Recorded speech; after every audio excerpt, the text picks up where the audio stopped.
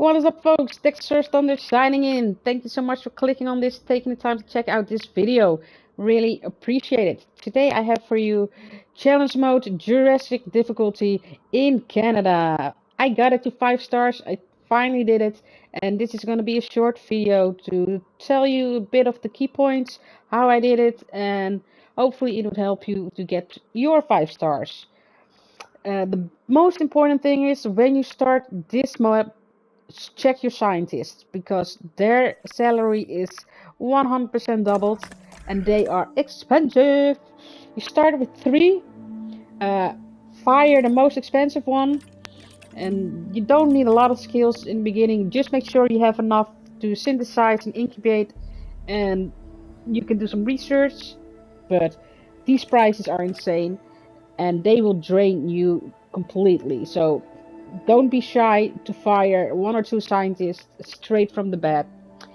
Trade wise, try going for altruistic salary. As you can see, I have none because this is the end of my game and I already fired a hell of a bunch of people. But altruistic salary and cheap research, because research is expensive as well, so you need all the discount you can get.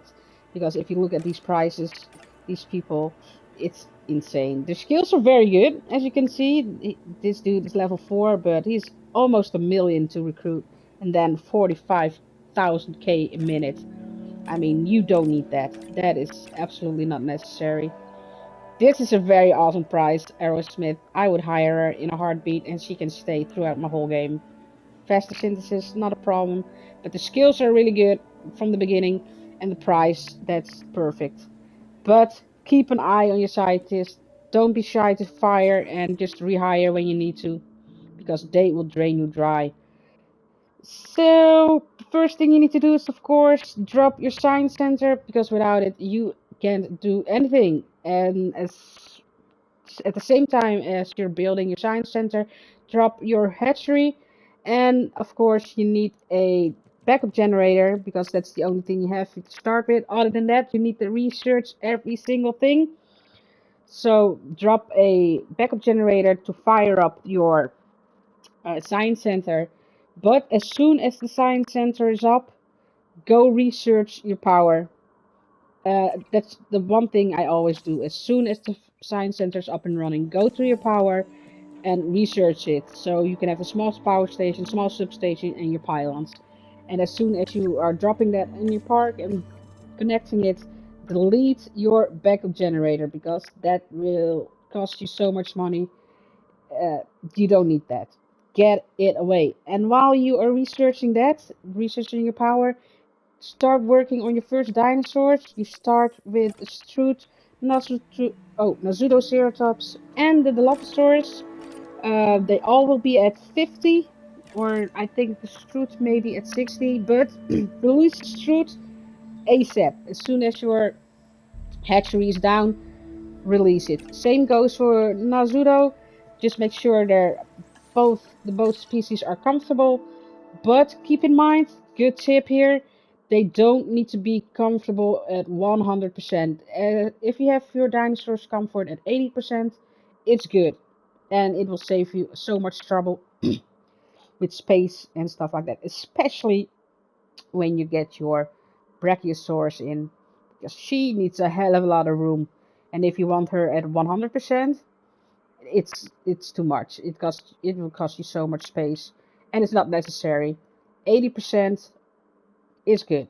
With that, you'll be fine. But alright, by now you have your power up. You have some scientists fired. Power is going. Suits and Nazutos are out. Get working on some Dilophosaurus. Even though they are at 50%, you can still drop them out. By the meantime, you need some new ones or extra ones. You've already got your expedition center on the go and everything. But that's the first things. That's for later. And when you have done that, sorry, get your guest comfort up. And you need your 3 amenities for that. You start off with small ones, of course. I don't think you have to research that though, by the way. Or you get it in very quickly. But small amenities, just plan ahead. Make sure you leave enough room so you can upgrade your small amenities to medium first and after that to large. But from the start, just plan ahead and make sure you have room enough for large amenities straight away. That will save you a hell of a lot of time later on with moving buildings, adjusting the path and stuff like that. Just you should know by now a bit how big these buildings are, so make sure you have enough room. Also place your bunker, your restroom and a small hotel, and you will get all those first objectives done. Within 10-15 minutes you will be on your first star. Just make sure that when you place your small generators and stuff like that and your expedition center, make sure you have some room near your arrival point for the monorail, because you are going to need it in this map. People will complain about comfort, and it will show you in the park rating management stuff. It's here, guest comfort. Transport rating will be very, very low in the beginning because you have none. The research for the monorail will open up as soon as you hit 2 stars. So as soon as you hit that, do the research and start dropping your monorail. It will help you a hell of a lot. Especially if you go back here for the second enclosure. This is quite far away from the entrance, from the arrival point. So it will not be busy at all. When you start this, your amenities will be very low on money. But as soon as you drop your hotel and the monorail, the numbers will go up. And don't be too shy with your amenities. That if they are in the red, like this one, and I tried to adjust it to get some profit of it, I just check the profit on the bottom left, but it's just all in the red. This is in the green or in the blue, how you want to call it, but it's still minus, and it's already on, so it will not do anything. This amenity is a loss constantly, so don't be afraid to just hit deactivate. You don't need to delete it because you can use it later on, but don't be afraid to deactivate it and save yourself some money that way, and you can always open it up when people need it, and it really shows. It makes a difference. So you've got your power, you've got your buildings. No, not yet. You should, as soon as you release your dinosaurs, your first dinosaurs, your Strut, your Mimus, that's where you start with, you can go for your response facility, drop that just like your expedition center. But as soon as you have your response facility, there is a Brachiosaurus somewhere on the map. Just jump in your chopper and go get it. Do that as quickly as you can, as soon as you have this available, and drop your Brachio in with the Strut and the Nazuto. It's a good money maker, and like I said, don't worry about getting comfort to 100%. It's not necessary, and it will save you a hell of a lot of space if you just keep it at 80, 85, something like that. But 100 is not necessary. All right. It's also need your paleo. It's very important in this. Well, it's throughout the whole game, but in this map you will have to deal with snowstorms, which will make your dinosaurs have colds, which you cannot really do anything about except for giving them a health boost when necessary. But hypothermia, avian pox, stuff like that, foot and mouth later on, they will happen plenty. So make sure your paleo is close by. That's why I dropped it here near the fence, so it can keep on going to these enclosures and help your dinosaurs. Alright, then next upgrade that is very, very important are your efficiency upgrades. That's something I always get in every play. Oh, excuse me. Oh, talking too much. But efficiency upgrades. This one, You definitely need those. You get extraction capacity, fossil storage, advanced scanners, improved yield, and task time. Very important is the extraction capacity and the improved yield. As soon as you have it, drop it on your buildings. Just go to your expedition center, go to the upgrade section, drop on improved yield. It's 75k, not that much, and it will benefit you definitely. It's so much on the long run. Go to your science center and drop on the extraction capacity because it will open up those last 7 slots, and again that will make you so much money in the long run. As you can see, I still have some things. Always try to combine your genome fossils with the sellable ones. Always make a nice combo of it, because no matter how many things you select, it's always 50k to do the extraction. So if you have a 90k to 40k's, just drop them on so that the extraction is always free and you make money. And of course, if you have the 17 slots, you can get more done in one go, which makes you more money. And those fossils can really save your game. You don't like this. I have some spares. This the 450. It's not necessary because I have 2.5 million. But if you're in the beginning of your game and you have a fossil like that and you have like 200k in the bank and you're dropping money, just extract it so to give your bank account a boost and saves you from keeping to go in the red. All right, I think that's the main stuff. As soon, like I said, as soon as you hit the 2 stars, drop your monorail. Keep an eye on your amenities. You need to do a lot of stuff at the same time. But by now, if you are ready for Jurassic mode, you already know the basics and how it all works. It's just about quickness, but money is the most important thing. Don't forget your control center upgrade either. I haven't done it. But decrease scientist hiring rating fees and salaries by 10%. In this map is that very important and a handy upgrade because they are so expensive. And same for the staff center. You can do center speed and cost. Go for the cost. Definitely, because if you don't, resting your scientists will cost 125k for each rest. So if you can get it down to 112.5, it's if you save 10% every time, so that will help you out in the long run as well. Other than that, get a lagoon. This is the big money maker. I was on 4 stars. No, I think 3.5 stars when I started on my lagoon. And the Tylosaurus is the key in this map. To get the Tylosaurus, you need to get 3 aquatic reptiles first, and I went for the Plesio. I'm trying to open my thingy. I released 3 Plesios. I didn't really check the traits or anything, because I just needed those to get the Tylosaurus. And you will get this with some negative traits. You don't see them anymore because I already erased them, of course. But very important that you get humble maxed out, because you will get the aggressive trait a lot with the Tylosaur, which is not a bad thing. They will eat your Plesiosaurus.